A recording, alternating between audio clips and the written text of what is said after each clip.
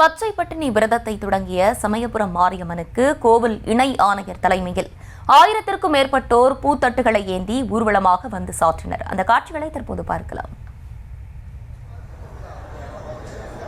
இது குறித்து கூடுதல் விவரங்களோடு இணைகிறார் எமது செய்தியாளர் கதிரவன். கதிரவன், வணக்கம். விவரங்களை வழங்கலாம். வணக்கம். சக்தி ஸ்தலங்களில் பிரசித்தி பெற்றதும் முதன்மையானதுமான சமயபுரம் மாரியம்மன் கோயிலில் தினமும் காண கிடைக்க சிறப்பு வாய்ந்த கோயிலாகும். இத்திருக்கோயிலில் வருடந்தோறும் பல்வேறு விழாக்கள் நடைபெறும். தினமும் பலாயிரக்கணக்கான பக்தர்கள் தமிழகம் மட்டுமல்லாது வெளி மாநிலங்களிலிருந்து வருகை தந்து நேர்த்திக்கடனை செலுத்தி அம்மனை தரிசனம் செய்து செல்வார்கள். சமயபுரம் மாரியம்மன் கோயில் சித்திரை மாதம் நடைபெறும் தேரோட்டம் ஒவ்வொரு ஆண்டும் வெகு விமர்சையாக நடைபெறும். இதில் பல லட்சக்கணக்கான பக்தர்கள் கலந்து கொண்டு தேரை வடம் பிடித்து இழுத்து வழிபட்டு செல்வார்கள். அதன்படி இந்த ஆண்டு சித்திரை தேரோட்டத்தை முன்னிட்டு பூச்செடுத்தல் விழா மாசி மாதம் கடைசி ஞாயிற்றுக்கிழமை இன்று தொடங்கியது.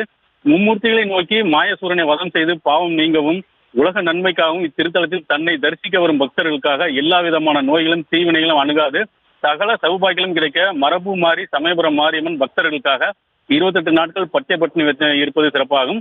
மாசி மாதம் கடைசி ஞாயிற்றுக்கிழமை இன்று தொடங்கி அடுத்த மாதம் 6ஆம் தேதி 28 நாட்கள் அம்மன் பச்சை பட்டினி விரதம் இருப்பார். இந்த 28 நாட்களும் திருக்கோயில் உள்ள அம்மனுக்கு தளிகை நெய் வைத்தியம் இங்கே கிடையாது. புல்லுமாவு, நீர்மோர், பானக்கம் மட்டுமே இளநீர் மட்டுமே செய்யப்படுகிறது. பூச்செடுத்தல் விழாவிற்கு இன்று அதிகாலை விக்னேஸ்வர பூஜை உள்ளிட்ட பூஜைகளுடன் அம்மனுக்கு காப்பு கட்டுதல் தொடங்கி பூச்செடுத்தல் விழா நடைபெற்றது. முதல் வார பூச்செடுத்தல் விழாவான இன்று சமயபுரம் மாரியம்மன் கோயில் இணை ஆணையர் பிரகாஷ் தலைமையில் வந்து ஆயிரக்கணக்கானவர் யானை மீது பூத்தட்டுகளை வைத்தும் கையில் ஏந்தியும் தேரோடும் வீதியில் ஊர்வலமாக சென்று அம்மனுக்கு பூக்களை சாட்டினார்கள். இதனைத் தொடர்ந்து அம்மனுக்கு சிறப்பு அபிஷேகம் நடைபெற்றது.